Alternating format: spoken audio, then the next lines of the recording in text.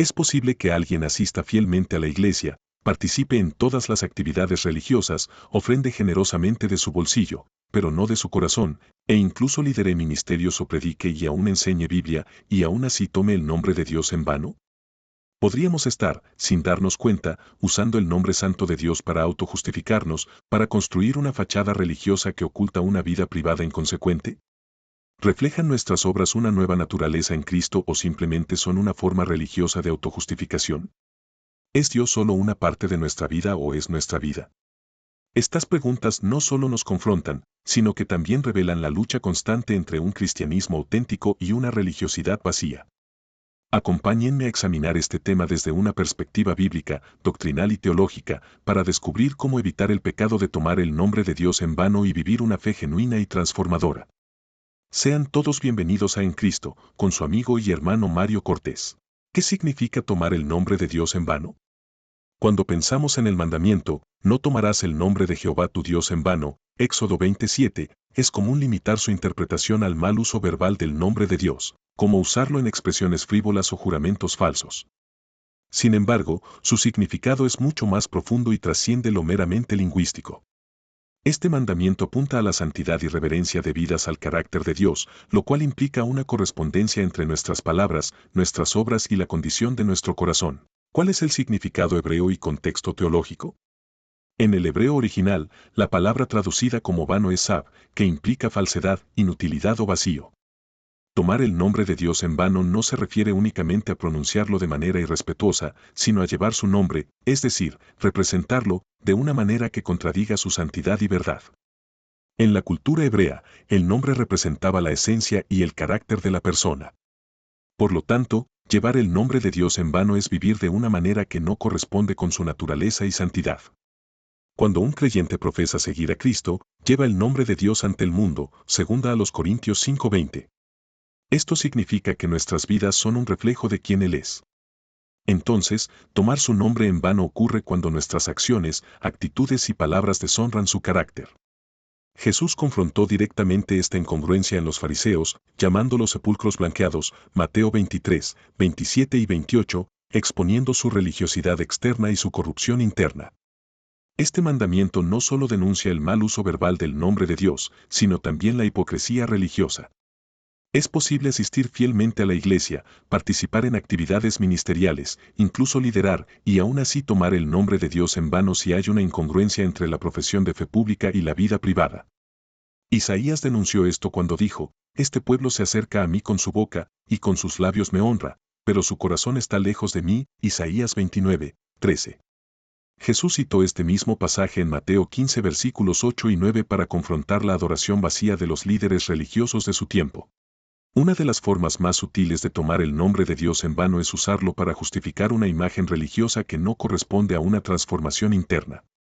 Esto sucede cuando se utilizan obras externas, como la asistencia a la iglesia, el servicio en ministerios, o la aparente generosidad y fidelidad en las ofrendas, para construir una fachada de piedad, mientras el corazón está alejado de Dios. Este tipo de hipocresía fue severamente condenada por Jesús cuando dijo, «No todo el que me dice, Señor, Señor, entrará en el reino de los cielos, sino el que hace la voluntad de mi Padre», Mateo 7:21. Desde una perspectiva humana, las obras externas pueden dar la apariencia de santidad, pero desde la perspectiva de Dios, que ve el corazón, 1 Samuel 16:7, pueden ser vacías y engañosas. La lucha del ser humano radica en desear un Dios hecho a su medida, indulgente y cómodo, en lugar de aceptar la realidad de un Dios santo y soberano. Esta distorsión de la imagen de Dios conduce a una religiosidad ritualista y superficial, donde Dios es reinterpretado según las necesidades y expectativas humanas. Se trata de una imagen teológica, no doctrinal, desprovista de poder transformador interno, que demanda únicamente un cumplimiento externo, sin tocar el corazón. Como resultado, esta visión de Dios se convierte en un mero aspecto de la vida, sin llegar a ser la vida misma, Gálatas 2, 20. Tomar el nombre de Dios en vano es una manifestación de religiosidad vacía. Esta religiosidad no brota de una relación auténtica con Dios, sino de una necesidad de autojustificación y aceptación social. Tal religiosidad es externamente activa, pero espiritualmente muerta. Jesús la denunció con fuerza en Mateo 23, al señalar las prácticas hipócritas de los fariseos, quienes hacían todo para ser vistos por los hombres, pero cuyos corazones estaban lejos de Dios.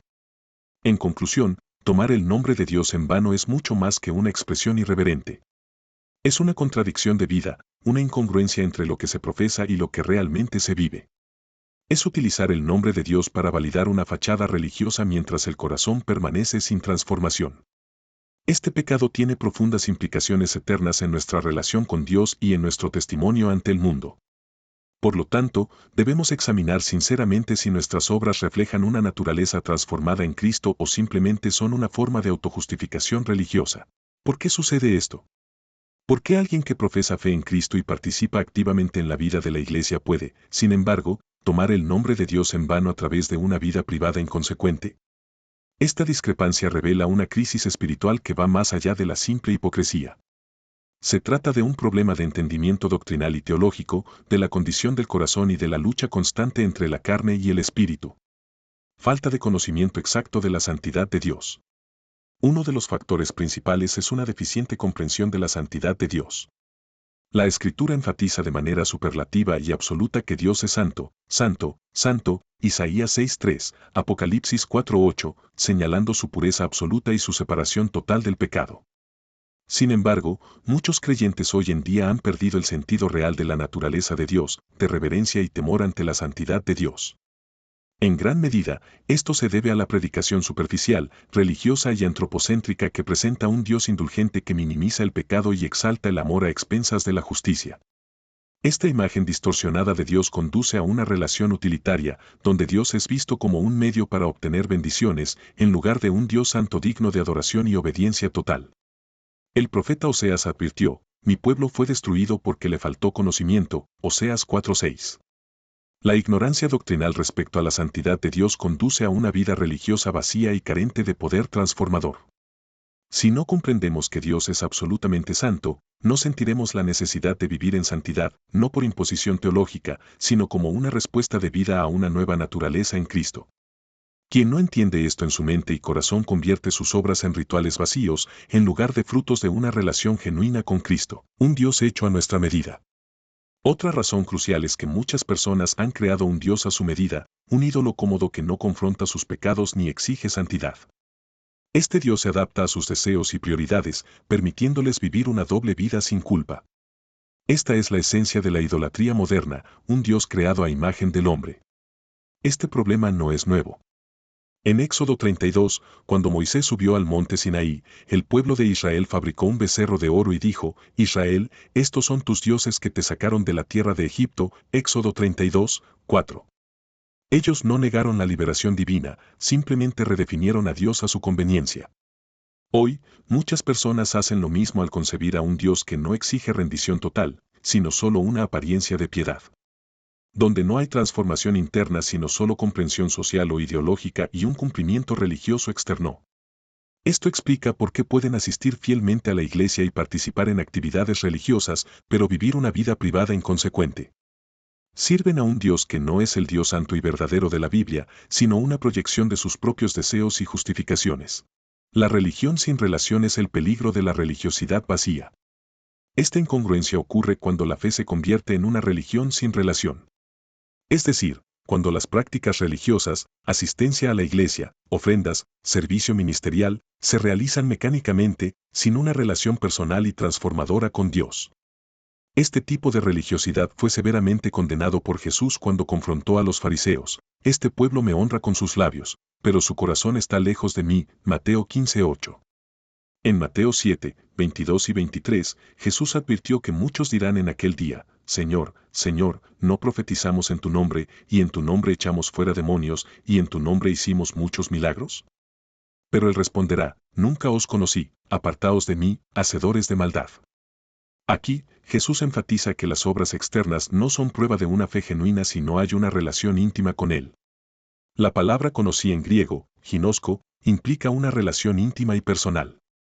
Por lo tanto, el problema no es la falta de actividad religiosa, sino la falta de una relación real con Cristo, la naturaleza humana y la autojustificación.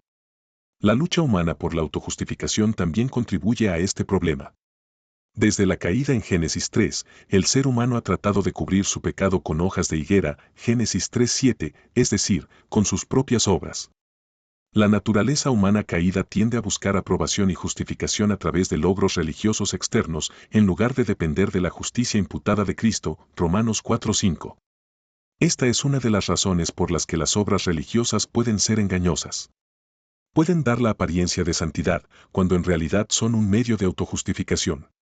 En Lucas 18, 9 al 14, Jesús relató la parábola del fariseo y el publicano para ilustrar este punto. El fariseo se justificaba a sí mismo mencionando sus obras religiosas, mientras que el publicano se humilló ante Dios, reconociendo su necesidad de gracia. Jesús declaró justificado al publicano, no al fariseo. En este punto entender la diferencia entre justificación y santificación es vital, entender la diferencia entre justificación y santificación para evitar el error de confiar en obras religiosas externas. La justificación es un acto legal de Dios, donde declara justo al creyente basado en la fe en Cristo, Romanos 3 versículo 28. Es un estado posicional y no depende de nuestras obras.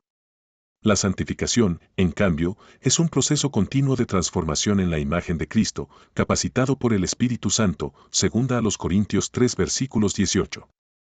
El Espíritu Santo no solo nos convence de pecado, Juan 16:8, sino que también nos da el poder para vivir en santidad, Gálatas 5, 16 al 25. Por lo tanto, las obras externas no son el medio de justificación, sino el fruto de una fe viva en Cristo. La lucha interna, carne versus espíritu. Finalmente, esta incongruencia se debe a la lucha continua entre la carne y el espíritu. Gálatas 5:17 explica, porque el deseo de la carne es contra el espíritu, y el del espíritu es contra la carne, y estos se oponen entre sí, para que no hagáis lo que quisierais.